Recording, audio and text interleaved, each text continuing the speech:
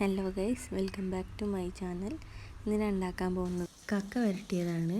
അതിനാവശ്യമായിട്ടുള്ള ഇൻഗ്രീഡിയൻസ് 3 ചെറിയ മീഡിയം സവാള കട്ട് ചെയ്തത്, ഒരു തക്കാളി, ഇച്ചിരി കരിവേപ്പില, ഇഞ്ചി വെളുത്തുള്ളി പേസ്റ്റ്, 3 പച്ചമുളക് കട്ട് ചെയ്തതുമാണ്. കുറച്ച് വെള്ളം എടുത്തിട്ട് അതിലേക്ക് കക്ക ഇറച്ചി, കുറച്ച് ഉപ്പും മഞ്ഞൾപ്പൊടിയും ഇട്ട് വേവിച്ച് ഊറ്റി വെച്ചിട്ടുള്ളതാണിത്. ഇനി ഇതിലേക്ക് ആവശ്യമായ മസാലപ്പൊടികൾ എന്തൊക്കെയാണെന്ന് വെച്ചാൽ, ഒരു 1/2 ടീസ്പൂൺ മഞ്ഞൾപ്പൊടി എടുത്തിട്ടുണ്ട്, ഒരു 1.25 ടീസ്പൂൺ മുളക് പൊടി, പിന്നെ ഒരു 1.5 ടീസ്പൂൺ മല്ലിപ്പൊടിയും ശകലം കുരുമുളക് പൊടിയും, പിന്നെ ഒരു 2 ടീസ്പൂൺ ബീഫ് മസാലയും, പിന്നെ കുറച്ച് ഗരം മസാലയാണ് ഉള്ളത്. ഇനി ഇതെങ്ങനെയാണ് ഉണ്ടാക്കുന്നതെന്ന് നോക്കാം. ഇനി ചട്ടിയിലേക്ക് എണ്ണ ഒഴിച്ചിട്ടുണ്ട്. അത് ചൂടായി വന്നപ്പം അതിലേക്ക് കരിവേപ്പില, പിന്നെ നേരത്തെ ചതച്ച് വെച്ച ഇഞ്ചി വെളുത്തുള്ളി പേസ്റ്റും പച്ചമുളകും ചേർത്ത് കൊടുത്തിട്ടുണ്ട്. കരിവേപ്പില, ഇഞ്ചി വെളുത്തുള്ളി ചതച്ചത്, പച്ചമുളക് ഇതെല്ലാം ചേർത്ത് കൊടുത്തിട്ട് നന്നായിട്ടൊന്ന് വഴറ്റിയെടുക്കുക. ഇതിൻ്റെ സ്മെല്ലൊന്ന് മാറി വരുമ്പോൾ നമുക്ക് ഇതിലേക്ക് ആഡ് ചെയ്യാനുള്ളത് നേരത്തെ 3 സവാള കട്ട് ചെയ്ത് വെച്ചതാണ്.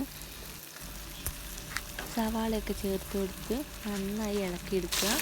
ഒരു ഹാഫ് വേവാകുമ്പോൾ നമുക്കതിലേക്ക് ഇനി ചേർക്കാനുള്ളത് ഉപ്പാണ്. നിങ്ങൾ ആവശ്യാനുസരണം ഉപ്പിട്ട് കൊടുക്കുക. ഉപ്പ് ആവശ്യത്തിന് ഇട്ട് കൊടുത്താൽ മതി, കാരണം നേരത്തെ കടുക്ക വേവിക്കുന്ന സമയത്ത് ഉപ്പിട്ട് കൊടുത്തതായിരുന്നു, അപ്പോൾ കൂടി പോകണ്ട. ഉപ്പൊക്കെ ഇട്ട് നന്നായിട്ടൊന്ന് ഇളക്കി കൊടുക്കുക. ഇളക്കി കൊടുത്തിട്ട് കുറച്ച് നേരം ഒന്ന് ഒരു ബ്രൗൺ കളർ ആവുന്നവരെ വെക്കണം. ഉള്ളിയൊക്കെ നന്നായി വെന്ത് വരുന്ന സമയം എണ്ണയൊക്കെ നന്നായിട്ട് തെളിഞ്ഞു വരും. ഈ സമയത്താണ് മസാലപ്പൊടികൾ ചേർത്ത് കൊടുക്കേണ്ടത്.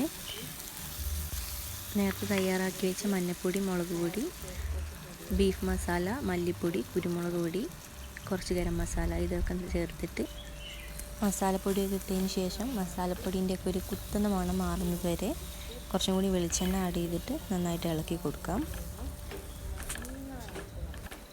മസാലകളുടെയൊക്കെ പച്ചമണം ഒന്ന് മാറിയതിന് ശേഷം നേരത്തെ കട്ട് ചെയ്ത് വെച്ച തക്കാളിയിലേക്ക് ചേർത്ത് കൊടുക്കാം.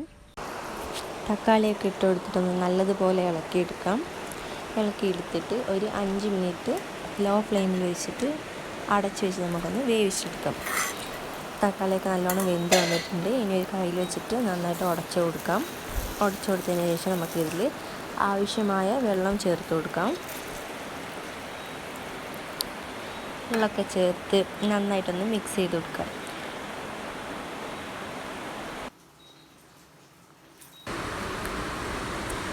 വെള്ളമൊക്കെ നന്നായിട്ട് ഇളക്കി കൊടുക്കുക. അതിനുശേഷം നമുക്ക് വെള്ളം തിളച്ച് വരുമ്പം നേരത്തെ ഉപ്പും മഞ്ഞൾപ്പൊടിയും ഇട്ട് വേവിച്ച് വെച്ച കടുക്ക അതിലേക്കൊന്ന് ഇട്ട് കൊടുക്കാം. ഇവിടെ നല്ലപോലെ മഴ പെയ്യുന്നുണ്ട്, അതുകൊണ്ടാണ് കേട്ടോ ഇങ്ങനെ ബാക്ക് വോയിസ് കേൾക്കുന്നത്. കടുക്കയും കൂടി ഇട്ട് കൊടുത്തതിന് ശേഷം നല്ലോണം ഒന്ന് ഇളക്കി കൊടുക്കാം. നന്നായിട്ടൊന്ന് ഇളക്കി കൊടുത്തിട്ട് വെള്ളമൊക്കെ വറ്റി വരുന്നത് ലോ ഫ്ലെയിമിലിട്ടിട്ട് അടച്ച് വെച്ചിട്ട് കുറച്ച് നേരം വറ്റിച്ചെടുക്കാം.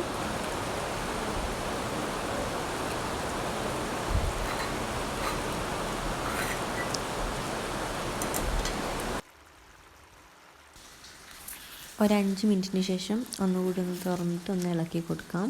കുറച്ചും കൂടി വെള്ളം വറ്റാണ്ട്, അപ്പം നന്നായിട്ടൊന്ന് വറ്റിച്ചെടുക്കാം. ആവശ്യത്തിന് വെള്ളമൊക്കെ വറ്റി വന്നിട്ടുണ്ട്. ഇനി അതിലേക്ക് കുറച്ച് കരിവേപ്പിലയും പിന്നെ കുറച്ച് വെളിച്ചെണ്ണ ഒഴിച്ചു കൊടുക്കാം.